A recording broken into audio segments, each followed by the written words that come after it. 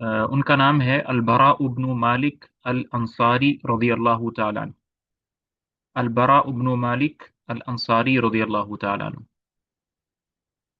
بہت کم لوگوں نے یہ نام سنا ہوگا، کیونکہ ہماری جو اسٹڈی ہے وہ اتنی زیادہ نہیں ہے کہ ہم ہر صحابی کے بارے میں جان سکیں، لیکن تو اس کتاب کا مقصد بھی یہی ہے کہ ہم ایسے صحابہ کے بارے میں جان سکیں جن کا تذکرہ بہت تھوڑا آتا ہے۔ تو میں تھوڑا سا آپ کو ریمائنڈ کروانے کے لیے یہ بتاتا چلوں کہ نبی صلی اللہ علیہ وسلم کے ایک خادم ہوتے تھے، انس بن مالک۔ آپ لوگوں کو کبھی سنا ہے انس بن مالک؟ جی سر، ان ہاں۔ کی ایک دعا ہے بہت مشہور پڑھنے کے لیے۔ ہم۔ چھوٹی عمر میں نبی صلی اللہ علیہ وسلم کے پاس آئے تھے، اور ان سے ایک مشہور حدیث بھی ہے کہ میں نے 10 سال نبی صلی اللہ علیہ وسلم کی خدمت کی، تو کبھی انہوں نے مجھے ڈانٹا نہیں، ہمیشہ پیار سے محبت سے بات کی۔ تو یہ جو البراء بن مالک ہیں ان کے بھائی ہیں، یہ ان کے بھائی ہیں۔ تو شروع کرتے ہیں۔ عمر رضی اللہ تعالیٰ عنہ کا ایک قول ہے البراء بن مالک انصاری کے بارے میں کہ جو البراء ہیں ان کو کبھی بھی کسی لشکر کا امیر یا کمانڈر نہ بنانا، کیونکہ یہ اپنے بہادری کی وجہ سے اور اپنی جرت کی وجہ سے لشکر کو خطرے میں ڈال دیں گے۔ یہ اصل میں ان کی ایک تعریف ہو رہی ہے کہ وہ اتنے زیادہ جرت والے تھے، اتنے زیادہ ہمیشہ آگے آگے رہتے تھے کہ عمر رضی اللہ تعالیٰ عنہ نے پورے عرب کے اندر یہ خط لکھا ہوا تھا کہ کسی اس کو کسی لشکر کا امیر نہیں بنانا، کیونکہ یہ جرت تو ہے لیکن اپنی وجہ سے دوسرے لشکر کو بھی کہیں ہلاک نہ کروا دے۔ بالکل دبلے پتلے، ہڈیاں باہر نکلی ہوئی، جسم پر گوشت بہت تھوڑا، اور مطلب جسے کہتے ہیں نا کمزور وہ، لیکن ان کے بارے میں آتا ہے کہ انہوں نے تقریباً 100 کے قریب لوگوں کو مبارزت میں قتل کیا۔ مبارزت یہ ہوتی ہے کہ جب دو لشکر آمنے سامنے ہوتے ہیں تو جنگ اچانک نہیں شروع ہو جاتی، بلکہ ایک لشکر سے ایک آدمی نکلتا ہے، دوسرے لشکر سے ایک آدمی نکلتا ہے، دونوں آپس میں آگے لڑتے ہیں، تو اس کو مبارزت کہتے ہیں۔ تو تقریباً 100 کے قریب لوگوں کو برا بن مالک نے اس طرح قتل کیا تھا مبارزت میں، اور پھر جو جنگوں میں کیا اس کی تعداد اس سے ڈفرنٹ ہے۔ تو ان کی جو سٹوری ہے وہ شروع ہوتی ہے نبی صلی اللہ علیہ وسلم کی وفات کے فوراً بعد۔ نبی صلی اللہ علیہ وسلم کی وفات ہوئی تو ابو بکر رضی اللہ تعالیٰ عنہ مسلمانوں کے خلیفہ بنے، لیکن خلافت سنبھالتے ہی سب سے پہلا چیلنج، سب سے بڑا پرابلم جو حضرت ابو بکر کو آیا وہ یہ تھا کہ عرب قبائل دین سے نکلنا شروع ہو گئے، مرتد ہونا شروع ہو گئے۔ جس طرح دین کے اندر وہ فوج در فوج داخل ہوئے تھے، اسی طرح فوج در فوج اسلام سے نکلنا شروع ہو گئے۔ صرف مکہ، مدینہ، طائف اور کچھ ادھر ادھر قبیلے تھے جو اسلام کے اوپر قائم رہے، باقی تقریباً سارا جزیرہ عرب جو تھا نا وہ مرتد ہو چکا تھا۔ تو صدیق اکبر رضی اللہ تعالیٰ عنہ نے اتنے بڑے فتنے کو سنبھالنے کے لیے مسلمانوں کے لشکر بھیجے ہر طرف، تاکہ جو لوگ مرتد ہو گئے ہیں ان کو واپس اسلام میں لایا جائے۔ تقریباً 11 لشکر ابو بکر رضی اللہ تعالیٰ عنہ نے تیار کیے، اور ان 11 لشکر کو 11 جھنڈے دیے، اور ایک ایک ڈائریکشن میں ان کو بھیج دیا کہ تم اس طرف جاؤ، تم عراق جاؤ، تم بحرین جاؤ، تم نجد جاؤ، تم یہاں جاؤ، تم وہاں جاؤ، اس طرح۔ یہ جو لوگ مرتد ہوئے تھے، ان مرتد ہونے والوں میں سے سب سے زیادہ جو سٹرونگ قبیلہ تھا وہ بنو حنیفہ کا تھا۔ بنو حنیفہ وہ قبیلہ ہے جو نجد کے اندر ہے۔ نجد اس زمانے کا، آج کے زمانے کا جیسے سعودی عرب کا کیپٹل سٹی ہے ریاض، وہاں لگا لیں۔ جس طرح مکہ مدینہ طائف کو حجاز کہا جاتا ہے، اس طرح ریاض، اس طرح کے جو شہر ہیں جو مڈل میں ہے کیپٹل، اس کو نجد بولا جاتا تھا۔ تو نجد میں ایک قبیلہ تھا بنو حنیفہ، وہ بہت زیادہ سٹرونگ تھا۔ تو بنو حنیفہ میں سے ایک شخص جس کا نام مسلمہ تھا، اس نے نبوت کا دعویٰ کر دیا، اور تقریباً 40,000 لوگ اس کے ساتھ اکٹھے ہو گئے جو کہ لڑائی کے اندر بہت زیادہ مہارت رکھتے تھے۔ اور یہ جو 40,000 لوگ تھے، انہوں نے مسلمۃ الکذاب کو اس لیے فالو نہیں کیا تھا کہ وہ مسلمہ کو صحیح نبی سمجھتے تھے، نہیں، بلکہ جسٹ اپنی عصبیت کے لیے، اپنے قبیلے کی محبت میں اس کو فالو کیا تھا۔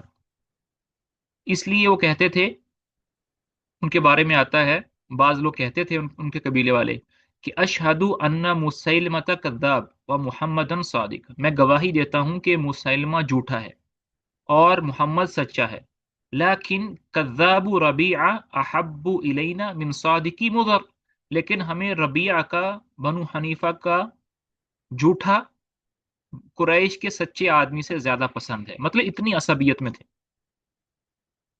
تو ابو بکر رضی اللہ تعالیٰ عنہ نے مسلمانوں کا ایک بہت ہی اسٹرانگ لشکر بھیجا مسلمہ کذاب سے لڑنے کے لیے، اور اس لشکر کی جو قیادت ہے وہ اکرمہ رضی اللہ تعالیٰ عنہ بن ابی جہل کے سپرد کی۔ لیکن حضرت اکرمہ رضی اللہ تعالیٰ عنہ کا جو لشکر تھا ان کے سامنے ٹک نہیں پایا، تو پھر ابو بکر رضی اللہ تعالیٰ نے دوسرا لشکر بھیجا دوبارہ سے، اور اس کا جو کمانڈر ہے وہ خالد بن ولید رضی اللہ تعالیٰ عنہ کو بنایا۔ یہ جو دوسرا لشکر بھیجا تھا اس کے اندر بڑے بڑے انصار اور بڑے بڑے مہاجر صحابہ تھے، اور ان میں سے حضرت برا بن مالک رضی اللہ تعالیٰ عنہ بھی تھے۔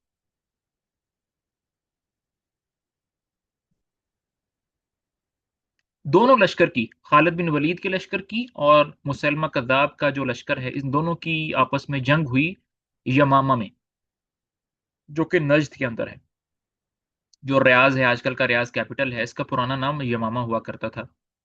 الحمدللہ مجھے یہ جگہ دیکھنے کی توفیق ملی ہے، میں وہاں پر گیا ہوں جہاں پر یہ جنگ ہوئی ہے، اور وہاں پر وہ قبرستان بھی ہے جہاں پر یہ صحابہ دفن ہیں۔ اور یہ آج کل تقریباً ریاض سے مدینہ منورہ کی طرف 60-80 کلومیٹر کے شہر پر ایک شہر ہے عیینہ، وہاں پر یہ قبرستان آتا ہے، چھوٹا سا ایک گاؤں ہے، سڑک کے اوپر ہی قبرستان ہے۔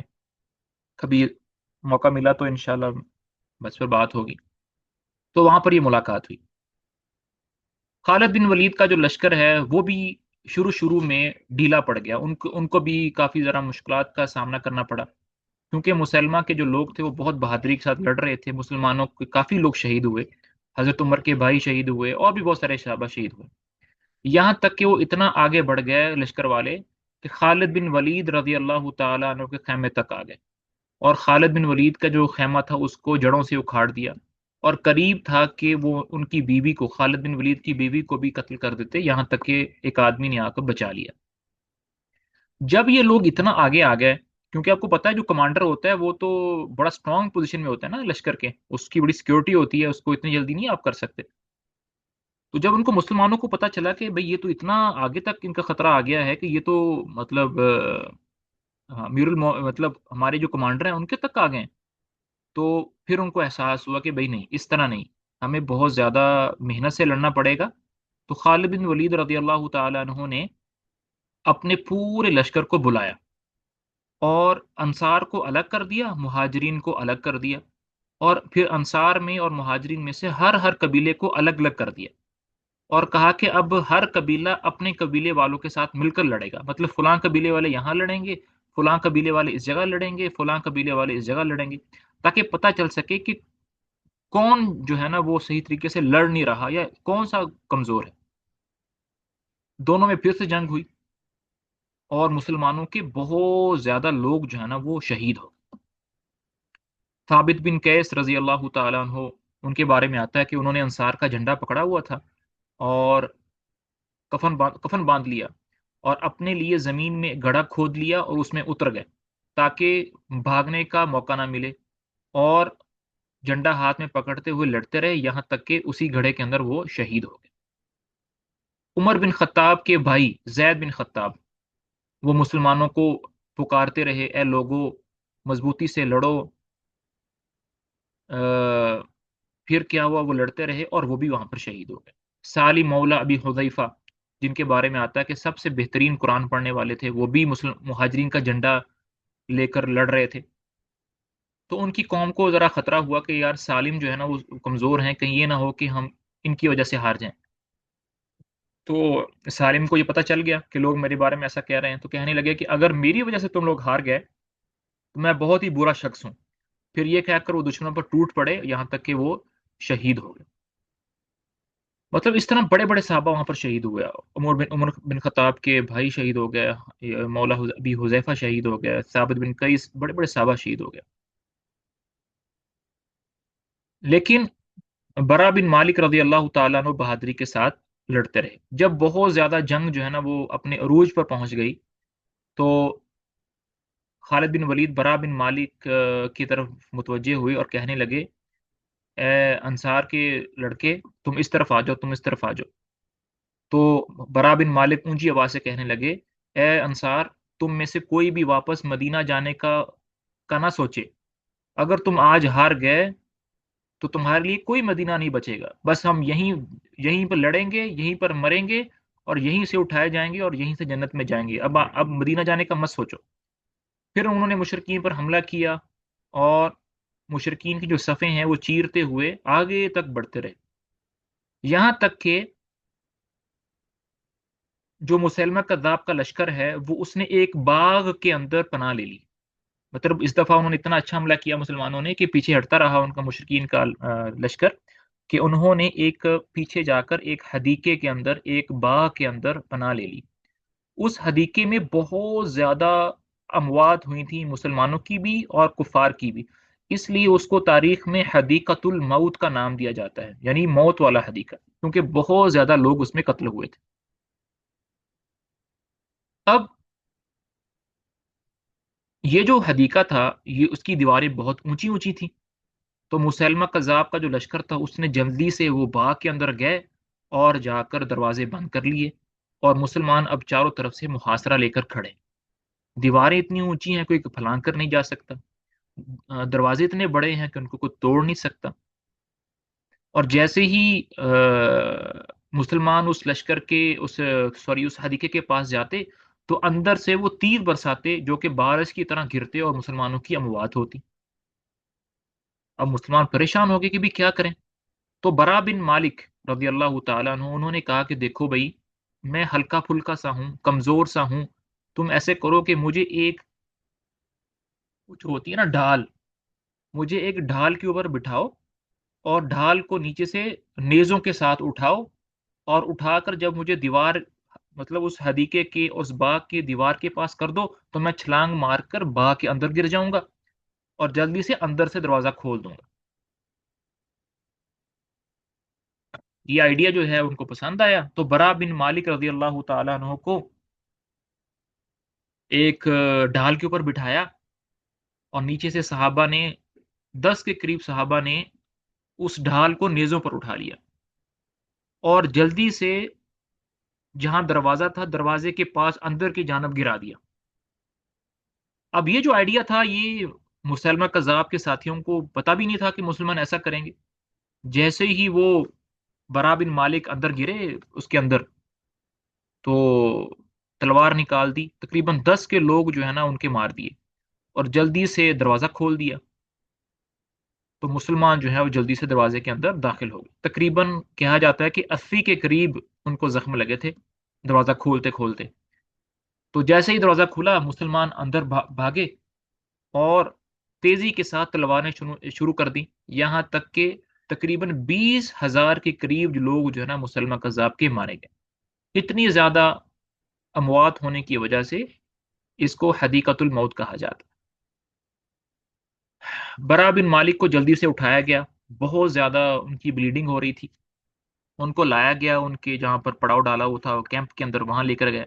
اور خالد بن ولید رضی اللہ تعالیٰ عنہ خود اپنی نگرانی میں ان کا علاج کرواتے رہے، یہاں تک کہ مہینے مہینے کے بعد جا کر اللہ تعالیٰ نے ان کو شفا عطا فرمائی اور وہ ٹھیک ٹھاک ہو گئے، اور اللہ تعالیٰ نے مسلمانوں کے لیے مدد اور نصرت لکھی. لیکن برا بن مالک رضی اللہ تعالیٰ عنہ جس چیز کو دیکھ رہے تھے وہ ان کو حاصل نہیں ہوئی، اور وہ تھی اللہ کے راستے میں شہادت. اس لیے وہ پھر اگلی جنگوں میں تیار ہو گئے کہ کبھی تو اللہ تعالیٰ مجھے جو ہے نا وہ شہادت دیں گے. ایک جنگ کے بعد، دوسرے جنگ کے بعد، دوسرے کے بعد تیسرے میں، مطلب ہر جنگ میں فتح ہوتی رہی اور ان کا یہ خواب پورا نہیں ہوا.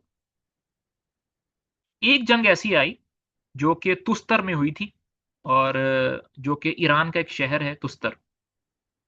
اور آج کل جو خوزستان ایک شہر ہے، خوزستان جیسے ترکمانستان ہے، قازقستان ہے، تو خوزستان ایک شہر ہے. اس کا ایک بہت بڑا شہر ہے تستر، آج بھی ہے. وہاں پر ایک جنگ ہو رہی تھی. تو اسی طرح جو ایران کے لوگ تھے جو نان مسلم تھے، انہوں نے ایک قلعے کے اندر پناہ لے لی، اور مسلمانوں نے قلعے کا ہر طرف سے محاصرہ کر لیا.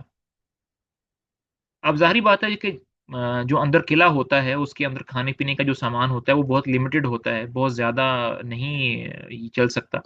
تو مسلمانوں نے وہ محاصرہ چھوڑا ہی نہیں.